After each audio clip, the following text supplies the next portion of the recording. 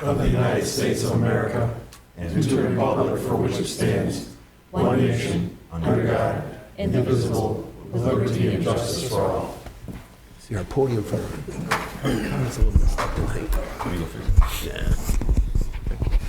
Welcome everyone. This is Monday, May 20th. If you have any questions, comments during these proceedings, come up to this podium over here and fix it, make it look nice, and then tell us what's on your mind. Call the roll, please. Mayor Cedar. Here. Councilmember Gottler. Here. Councilmember Kupa. Here. Councilmember Laporte. Here. Councilmember Paul. Here. Councilmember Volz. Here. Councilmember Watt. Here. All present. Thank you. Number 4 is consent agenda A is City Council minutes of May 6th and May 8th, 2024 regular and joint meetings. Recommendation approved. B is the Housing Commission minutes of March 19th, 2024 meeting. Recommendation received. C is the Cemetery Board of Trustees minutes of April 2nd, 2024 meeting. Recommendation received. And the Golf Commission minutes of April 9th, 2024 meeting. Recommendation received. Motion to approve A through D as presented. Support. Motion's made. Support. Questions? All in favor, say aye. Aye. Opposed? If nothing under number 5, let's go to number 6. We'll go right to our city superintendent. Mr. Bishop, what do you got? Thank you, Mayor. I have a few announcements tonight. I want to give everybody a quick update on the roads. So 7th and 8th Street are underway right now. So I went by 7th Street. They are taking up the top layer right now. They're going to be putting down another 2 inches, and that should be completed. What they have, and the timing was perfect. Right before we started to take off that ground, we actually had the sewer lines televised, and it was found that 7th and 8th Street did need to have some lining work done.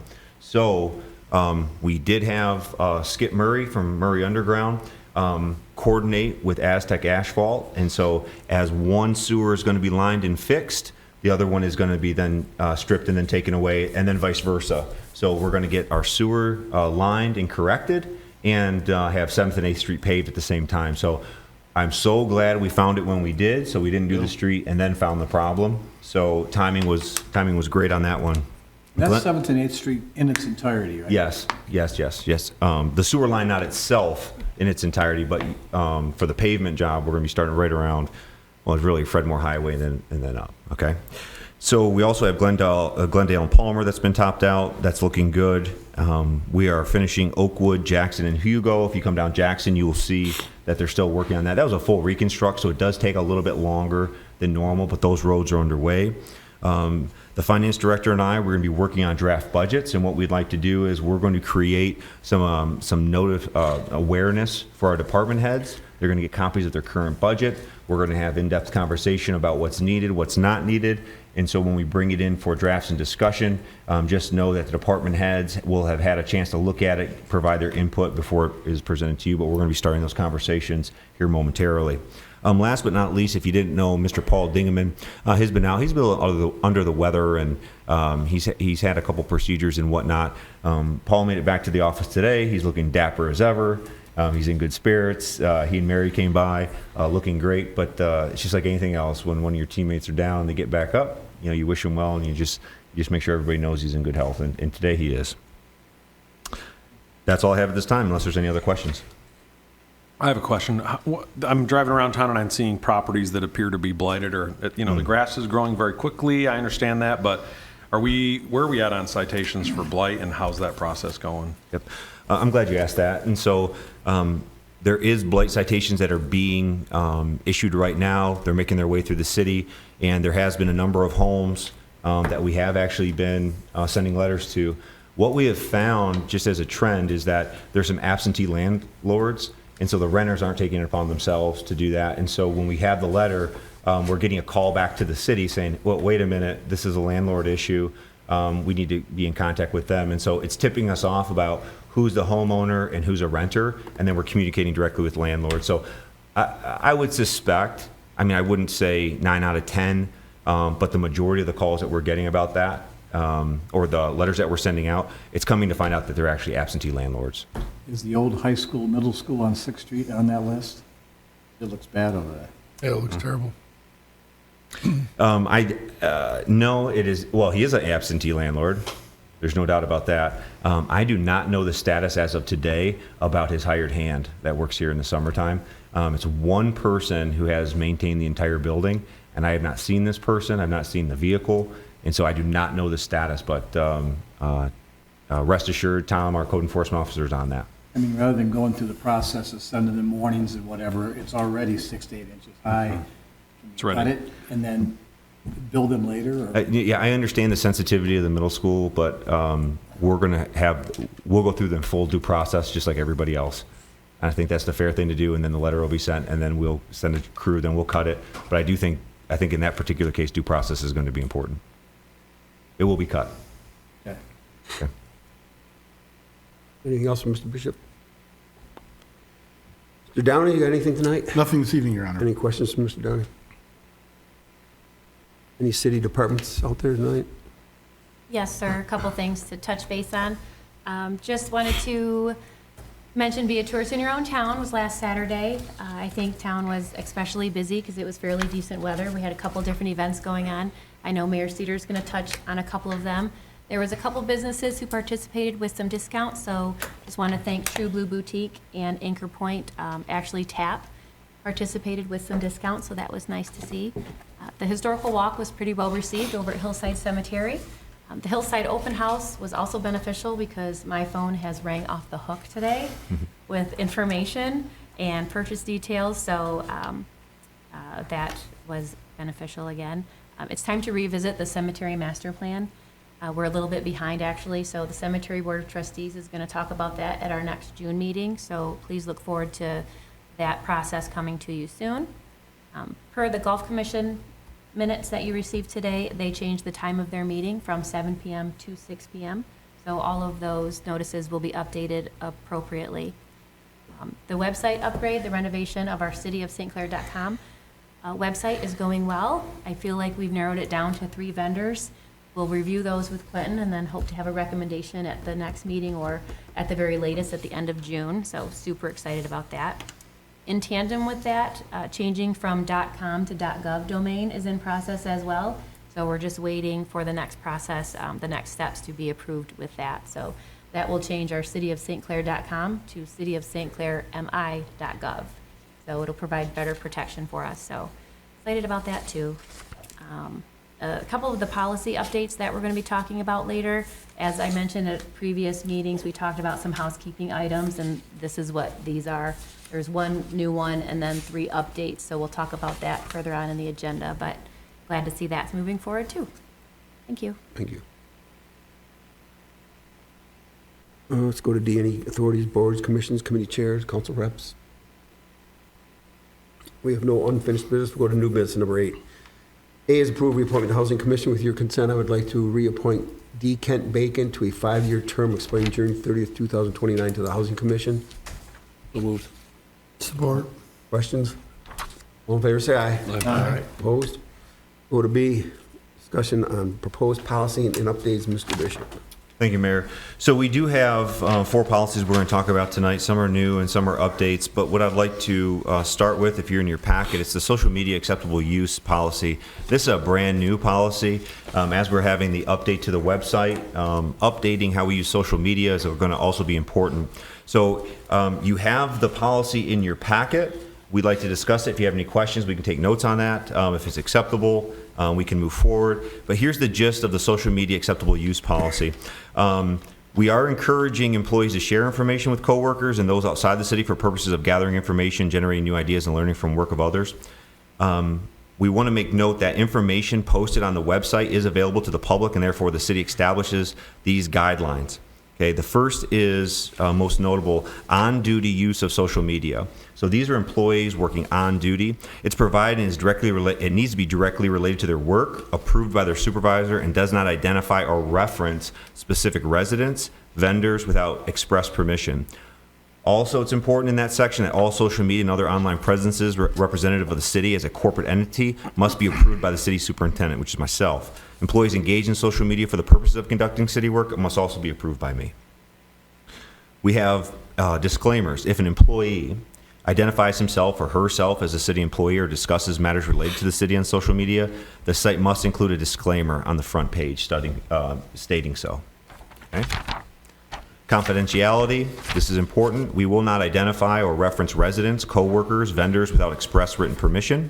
and employees may not disclose any confidential or proprietary information whatsoever. Another piece that's important is the discipline clause. Any violations of the policy may result in discipline up to and including immediate termination of employment, depending on the severity of the infraction. That is, in a whole, I mean, I paraphrased, it's, almost a page and a half here of social media policy, but those are the key points and the big takeaways of having our first ever social media policy. Do you have any questions on that so far? No? Is this something we should vote on, or are we just up for discussion? Well, one thing I'd like to add with the social media policy, as Quentin said, this is new to our policy manual. And once it's approved, we'll be able to go live with our official City of St. Clair Facebook page. So once we have that ready to go drafted, and we'll be able to go live once we have the social media policy approved. So if there isn't discussion, Quentin, myself, labor attorney, Attorney Downey, we've reviewed this, so if you are ready, we could vote on it today and approve the policy as is. If you'd like to review it more, we can put it on the next agenda. Well, my question is about off-duty use. Okay. So on duty, obviously, we have guidelines and strict protocols. Off-duty, is that pretty much open, fair game? Yeah, employees are able to maintain their personal accounts. If they want to have Facebook or an X account, or if they're on Instagram, that's perfectly fine.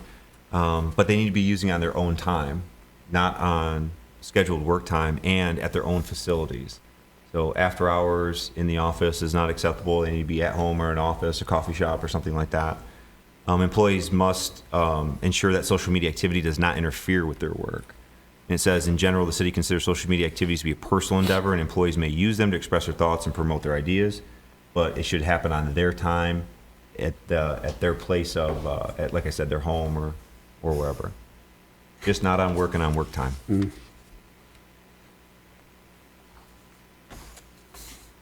Do you folks want another week or two to look at this? You want to take them one by one tonight, or?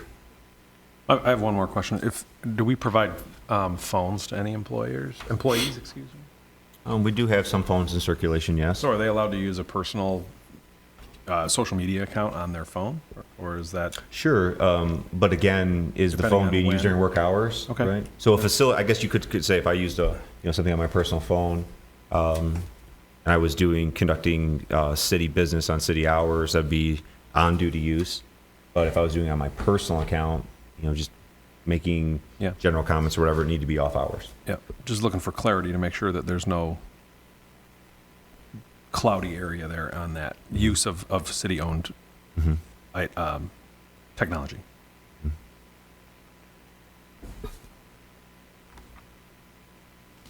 Does the administration feel that they're comfortable with this as far as? I personally think it's sound. I mean, we've had all four policies that are discussed here. Labor attorney Ryan Fantuzzi has looked at that, revised them, edited them, provided updates to them. So I feel confident that we're ready to go. Just like anything else, policies can be tweaked in the future if something was missed. But as of right now, I feel like we're in a good place. Would you like to take these one at a time? Is that what you're looking for? I would like, if we could, it'll go quickly, but I think it's important that we go because there are minute differences in some of these, and some of these are more major. So I'll make a motion to accept the social media acceptable use policy. Support. All right, the motion made, support. Questions? I have one more question. In the opening paragraph, the last sentence, if the employee is unclear whether or not to post something or what the best manner to communicate information online or social media, employee shall consult with the city superintendent, but not off duty. Is that off duty, they consult with you, or just on duty? It could be either or. I mean, if somebody wanted to ask me a question about, hey, I'd like to make I participated in a city event, it was on the weekend, I'd like to make note of it. I would encourage them, if they had a question, just ask me, I can specify. And something like that, I would say, did you attend the event on city time or your time? And if it was on city time and they need to make a post on city equipment, I'd say, yeah, it's city related. It's on your time. You're making an announcement of it. If it was on their time, I would say that needs to be on a personal device on your personal time. That's how I would direct them. All right. Yep. All right, motion made, supported. Any other questions? You want a roll call on this? Sure. Call the roll, please. Pufa, Yes. Laporte, Yes. Hall, Yes. Volk, Yes. Watt, Yes. Gottler, Yes. Cedar, Yes. carried. Thank you. Thank you. Bishop, your next equal opportunity? Yes, we also have another update on the employment. We have a current employment policy for equal opportunity, but Mr. Fantuzzi recommended that we include certain verbiage, and this comes in the form of gender identity and gender expression. 95% of the equal opportunity policy remains intact. That language is recommended to be added, and those are the updates to the employment equal opportunity policy.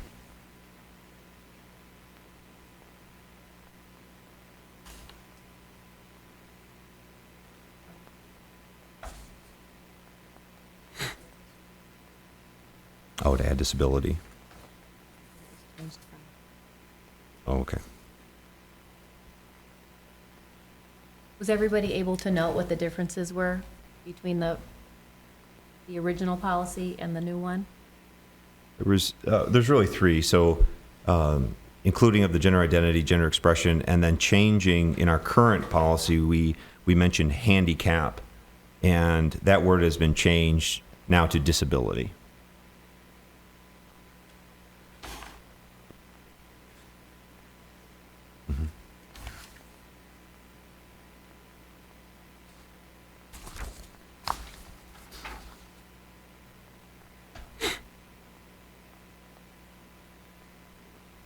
I'll make a motion to approve. I'll support. All right, motion made, support, questions? Call the roll, please. Laporte, Yes. Hall, Yes. Volk, Yes.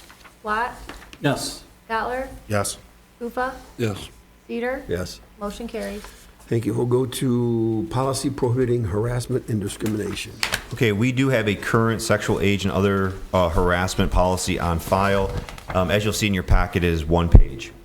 Okay, the updated policy is quite lengthy. It's closer to 6 pages, and included in the updated policy, it does cover sexual age and other harassment, but it goes into finer detail. For example, okay, if we turn to, if you have it, it goes to, in section 2, definitions and prohibitions.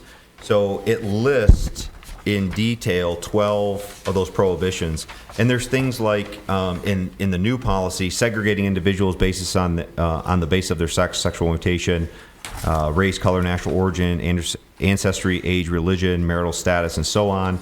We're calling more things out than just sex, age, and harassment in general. Another one, making any adverse employment decision on the basis of a disability is also highlighted. Failing to accommodate an individual's religion or disability to the extent required by the law is included. Engaging in conduct which creates an intimidating, hostile, or offensive environment, or has the purpose or effect of substantially interfering with an individual's performance. So as you see, this updated policy is really calling out and drilling down to more detail than just sexual, age, and general harassment. We have included a non-retaliation clause into this policy. We've also included, which I think is important, because with certain policies that then can draw up legal action, I think that it's important to have a complaint procedure. And so if somebody's reading the policy, they want to know step by 1, 2, 3, 4, and 5 what to do if in fact they need to file a claim. So this new policy lays out the compliant procedure, okay? Or the complaint procedure. And it gives a procedure. You're reviewing the complaint, there's interviewing the person, the individuals conducting the investigation will report the findings of the investigation. If it's determined that the complaint is without merit, the following actions will be taken, and it lists them 1, 2, 3, 4, 5.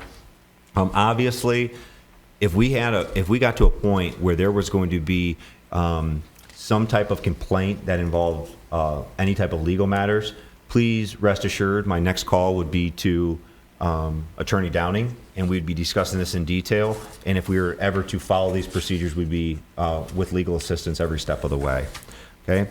There is also included a responsibility of reporting, and this basically goes back to the adage: if you see something, say something. If you see something that's wrong, if you know that something's wrong, don't hold it back. It's an obligation to report, okay? And it also includes within the same section, supervisors must review this policy with employees annually. I do plan on making this policy public with our staff at one of our meetings. And then we have an actual sign off. So the employees would sign off against the harassment policy that not only have they read it, but they understand it. And we would provide the opportunity to answer any questions. Within this form itself, we've included a draft harassment and discrimination complaint form, and this would be the form that the employees would use if and when they did have a complaint. Okay? That is it in a nutshell.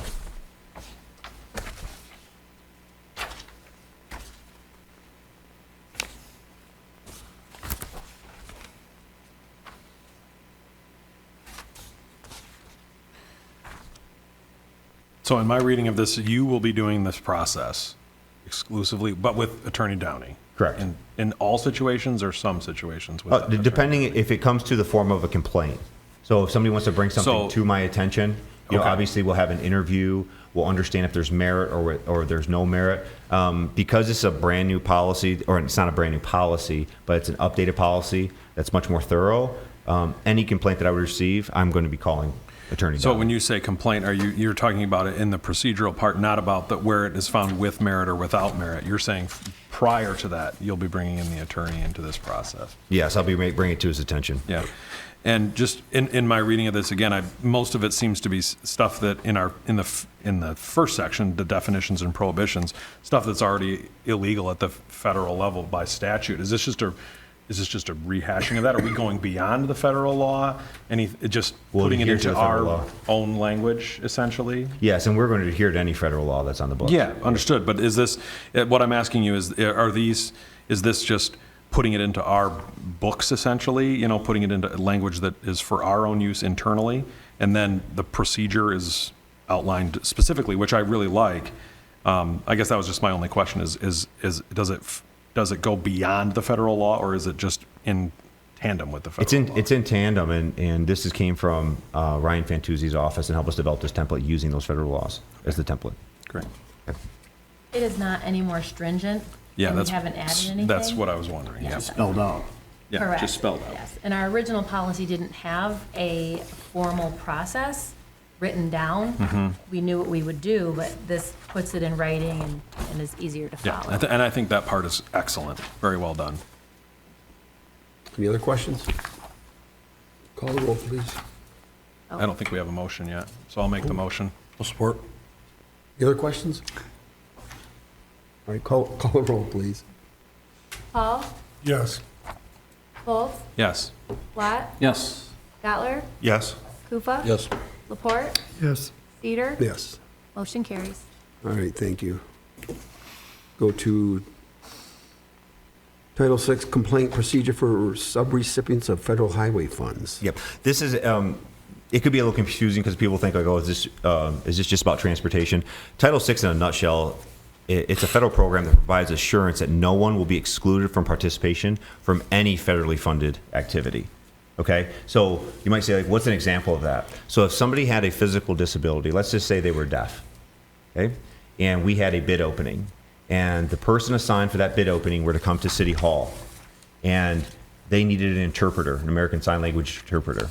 We would need to provide that interpreter for that opening so they also had the fair advantage of hearing the same thing, understanding the same thing, and then learning the same thing as everybody else would. So essentially, Title VI, in a nutshell, like I said, just provides the assurance that no one's excluded from federally funded activities. And to piggyback on that, we're not ready to get a approval for this one. We've sent it to Ryan Fantuzzi to review, and then we need to send it to Downey as well for the final form. But we wanted to put it in front of you, just again, to be familiar with it. So our Title VI policy that we have in place right now was approved by council in 2014. So this is just an update, an amendment to it with an additional process for federally funded Any activity that's federally activity. funded. Yep. Yes, thank you. So you want no action on it tonight? Correct. If there's any questions, though, we'll note any questions so we can be sure to answer those before we put it before you. My only question is, everywhere in the document where it says entity type, it will say City of St. Clair. Is that correct? Correct, yes. Thank you. All right, we'll go to number 9, claims and accounts for May 8th and 15th, 2024. Hearing no questions, Your Honor, I make a motion to approve as presented. Any questions? All in favor, say aye. Aye. Opposed? Vote number 10, public comment or public questions. Anybody have any non-agenda items? We will hold people to 3 minutes tonight, if you would, please. Come up to that podium over there and tell us what's on your mind. Please, give us your name and address, if you would, please. Melissa Kleiss, 1104 Clinton Avenue. I have a question. I know it's been called the high school and the old middle school off of 6th Avenue near St. Mary's. I know it was supposedly the gentleman's property and we're going through trying to get it back, whatever. Who is in charge of taking care of the grass and maintaining that? Go ahead, John. Oh. Because right now, it's, without exaggeration, up to the kneecap, because we went to walk my grandson, and above, if you walk between the church and that property, it is higher than the fence. So it literally looks like when you walk through the inner city of my old elementary school, where it's been left years and years and years. And not just to mention where it's grown, but when they do mow it, they leave the clippings. So all that grass that was this long is now overblown. And all along the park place and in between the cement of the sidewalk, all the weeds are left. So then it all gets caught along that, and then you have all the weeds. It's just looking really, really bad. It's just an eyesore. So Hey, Quentin, I know what you said earlier about doing due diligence, legally. it's bad. But can we, as nice patrons of the city, just take care of that lawn without legally doing anything until the legal implications go forward? So, could we cut the lawn?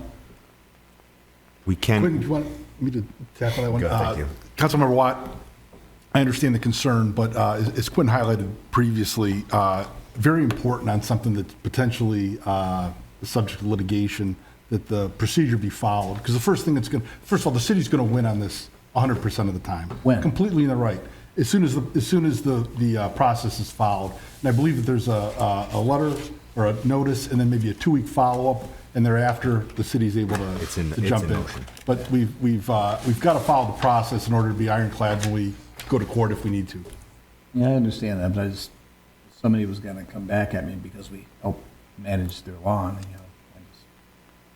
I understand. So how long does the process take total? Because if you leave it long enough, then it does bring rodents. And we all know this. And there are homes that are right there.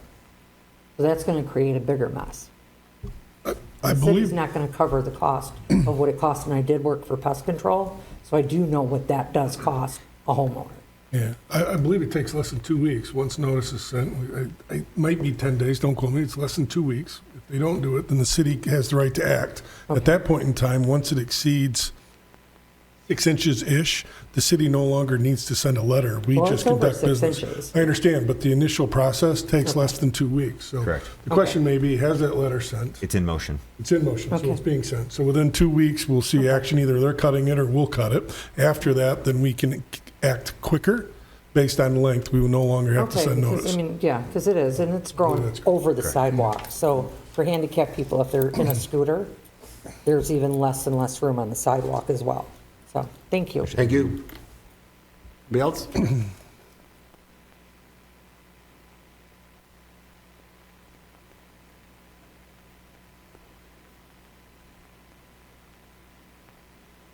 Bill Clam at 1374 South Riverside. What's going on with Gulf Street?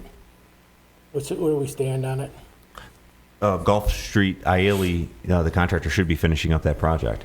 We have it scheduled. I believe the final completion date is set no later than, Bill, I'll have to get back with you. It's June. It's early June to be finalized punch list. There's nothing going on over there. I'm not sure why the contractors weren't on the job today. I mean, they haven't been over there in a while. My question is, I mean, I know it's got to be tested. I don't know how long it's got to be tested, but it's gone. There's been nobody over there. Can we at least get some stone at the intersection of the sidewalks so you can at least maneuver through what they left over there? Have you been over there since they've left there? I've been on there. I don't. You come to the sidewalk and it's gone. There's a hole that deep. the road's 10 feet away to get, you gotta get from there to the road, because you can't walk nowhere else. We can't put some stone in there, can we at least make it a little bit safe to walk? I hear what you're saying. I'm just curious, I mean, there's intersections that you get there and you know where to walk, but in the road, you can't get to the road. I was just curious what's going on because there's been nobody there in a while. Thank you, Bill. Well, here's a follow-up question. Who's paying for the water mains that they broke? The contractor or the city? Come up to the microphone over here, Bill. You already heard it, so answer it or not. Okay, It's up to you. thank you. They're paying for it, right? There's been four breaks. The first, It's a contractor. I'll explain. So the first break was on an unmarked line. And so the first one's on us because it was unmarked. The next three were marked lines, and that's their fault, and they're being charged for every one of those lines. Young lady, you're next. Yes.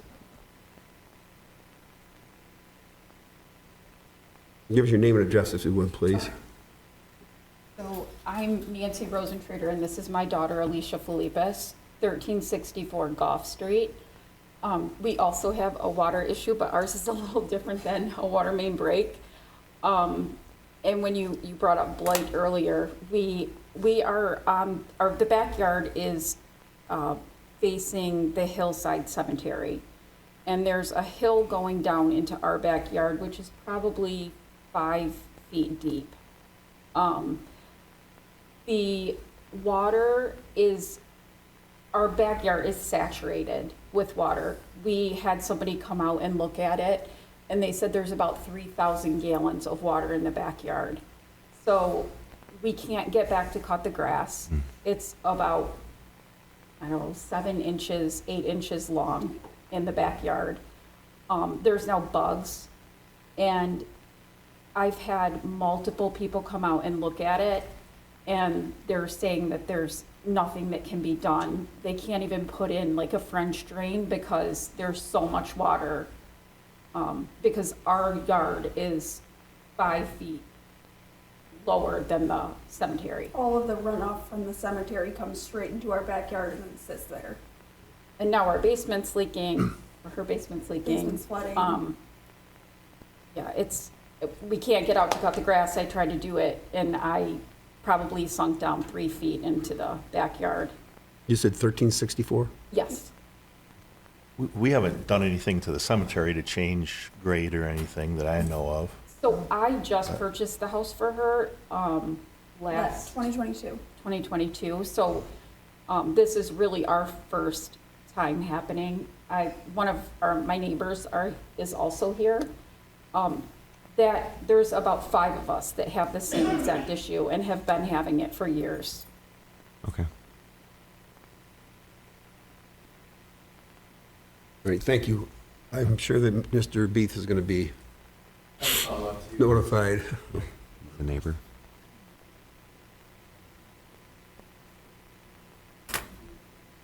Todd Runge, 1370 Gulf Street, popular street tonight.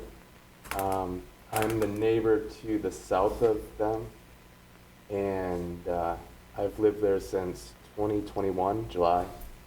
Dry time of year, but I started noticing standing water a few months after that, and then that spring. And it seems like every spring it gets a little bit worse. I know we had a really wet August last year, but I couldn't cut my grass the whole month of August. The back half was standing water, 2 to 3 inches. And it's actually dried out a little bit for me. I think their yard is a little worse. It sits a little lower. I was actually able to cut the majority of my grass last weekend. But previous owners, where they live, had a pool that wasn't maintained.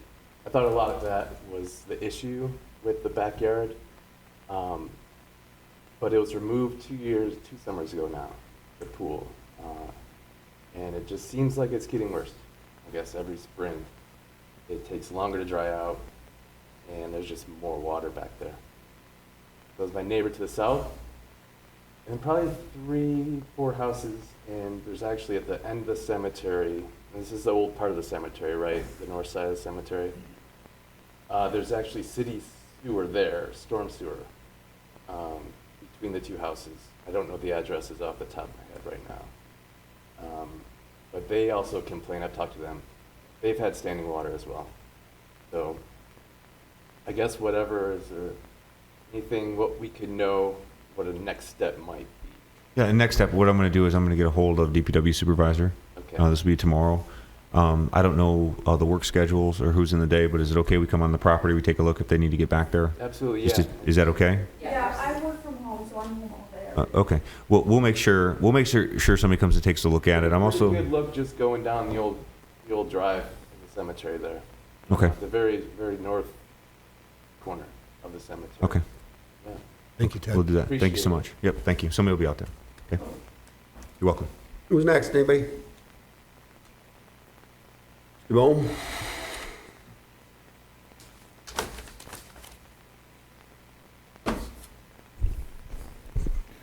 So Mitch had reached out to me to talk about, trying to get some money for the marina. I reached out to Six Rivers Conservancy that the county uses for a lot of its grants and those types of things. I received an email today. Jeff, you could apply for both a state DNR trust fund development grant, $400,000 max, and a federal land and water conservation fund grant, $500,000 match. And match one with other for $900,000. Maybe we'll get another $100,000 from city/community foundation combined with some local funds. I'm not sure what your cost estimate that you have in mind for dock repair, et cetera, but this could help. I reached out to Mike Davenport on my way up. Mike is the harbor master in the city of Port Huron. Asked him if they've ever applied for any of these types of grants. He said that they were in the process of applying as we speak. They use Kim Harmer up there. He said they are pretty extensive. You have to have like 5-year plans that go along with this, those types of things, But there could be some help if if you need some of the contacts of some of these individuals. I did send that email to Mitch, you, and Quentin. But if you need any additional assistance, let me know. Yeah, I really appreciate you sending that email, Jeff, and Mitch taking care of that. Thank you. Abermarsh, they were applying for a grant to take a look at some of the work that we did, and we did not. We were not awarded that grant. We were not a finalist, and so we do have our laundry list of things that we needed to knock out. So those opportunities can go a long way. So I appreciate you bringing that to our attention. Thank you. Thank you, Jeff. Anybody else? All right, we'll go to number 11. Mayor and council comments and announcements. I have quite a few things here, actually. There's a lot going on. First of all, next Monday, Memorial Day Parade starts at 1 o'clock, ends up in front of Palmer Manor. Be a little ceremony down there. Past weekend, we had the cemetery walk that Annette mentioned. That was very successful and very interesting, actually. The Art Association had their re-grand opening, and that was very well received. I was Tourist in Your Own Town weekend. Museum had the history of the Little League. I had some people that told me they really enjoyed that. And on June 20th, the St. Clair Rotary will be celebrating their 100-year celebration from 5 o'clock to 10 o'clock at the St. Clair Inn. Tickets available through the Rotary. And certainly last but not least is I want Mr. Gottler and Mr. Paul maybe to give us a little update on the Marble Eye tournament. It was a huge success. Yeah. So this was the 24th year? 23rd year this year. We're having 24th next year, though. But this was the 23rd Marble Eye. And it was a little different this year because we had a lot of new volunteers that stepped up as some of the old regime has moved on and handed it over to several of us. But it went very, very well. We had well over 400 participants in the tournament. We had another few hundred of people that purchased raffle tickets and merchandise and visited. Weather helped a lot. It was a beautiful weekend. Phenomenal support from several of the local businesses to allow us to have some great prizes. We paid out 25 entrants that varying amounts of money for their fish, and probably 20 other people that won awesome prizes, and they've all been distributed as of today. And we're already looking to next year and how we can do things not the same and maybe a little bit better. I'd like to congratulate Dave Uplegger from Marine City, who caught the big fish, 6 pounds, 6 ounces. So There you go. he is the champion for 2024. It will go on next year. It's always the weekend before Memorial Day weekend. And thank you to the Boda and Brown families for starting this and running it for well over 20 years, and also being there throughout the year to get us, hold our hands and help us continue. We hope you'll be here for, be down there with us for as many years as you want to come down and help, because we'll save you a chair and we'll keep you a ticket 001 next year, I promise that. So, do you have anything else on that? Not really. Just, again, want to thank everyone for all the support, all the local businesses. And a lot of those businesses continued through Marysville, Port Huron, Marine City, Algonac. It's a county activity that brings a lot of people here into the city of St. Clair. And it's a wonderful event. Everybody that's done it prior to us has done an exceptional job creating what we have. And it's been a privilege to be part of it moving forward. So thank you for that. And a shout out to the city of St. Clair for the support. It's been wonderful. I agree. Thank you, guys. Good job, you guys. Speaking of fishing, remember that June 8th is River Day. And on that day, the kids can go down and fish. And I think the harbor has promotions with like kayaks and stuff. Mitch, is that right? Yep. Okay. So that's June 8th. Anybody else have anything? Hearing nothing else, Your Honor, I make a motion to adjourn.